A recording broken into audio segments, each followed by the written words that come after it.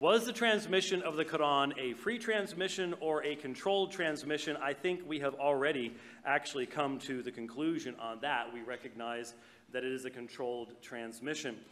Now, a quote for you from Mazar Qadsi. He says, Muslims and non-Muslims both agree that no change has ever occurred in the text of the Quran.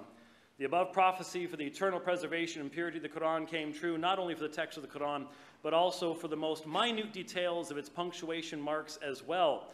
It is a miracle of the Quran that no change has occurred in a single word, a single letter of the alphabet, a single punctuation mark, or a single diacritical mark in the text of the Quran during the last 14 centuries. That's the claim that I think a lot of Muslims here tonight believe.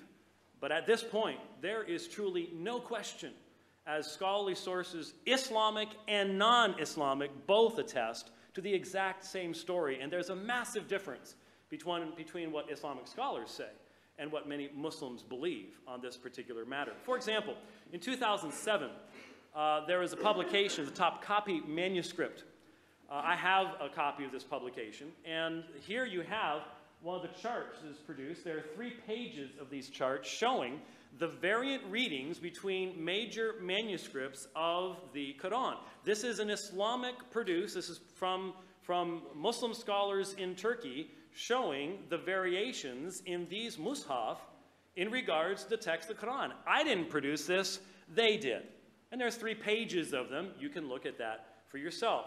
But I need to show these to you. I want to get to the real issue, which is the means of transmission. But the fact that there are textual variants has to be recognized.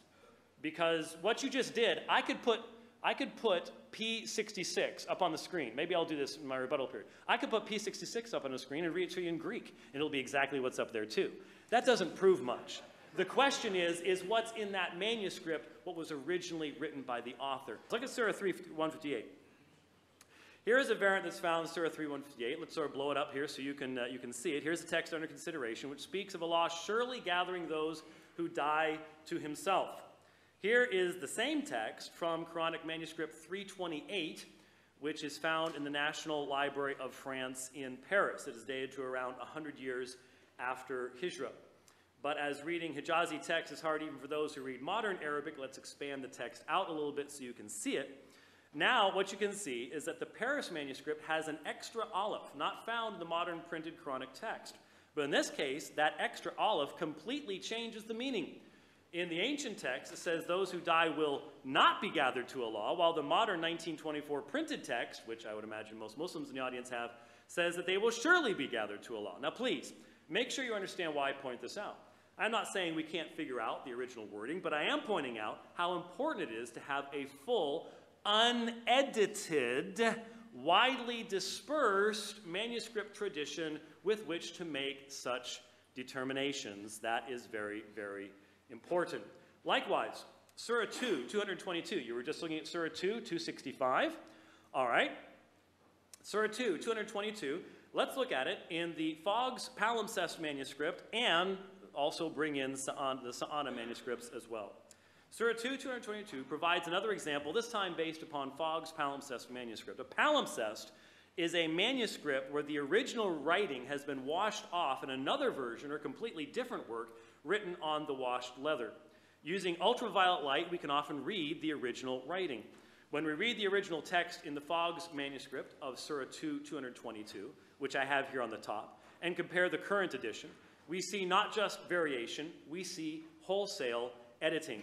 Words are changed, the word order is changed, verbal forms are altered, grammatical terminations are changed, etc. This is clear evidence of the continued attempt, at least a century after Uthmahn, of ridding the Quran of the readings of Ibn Masud.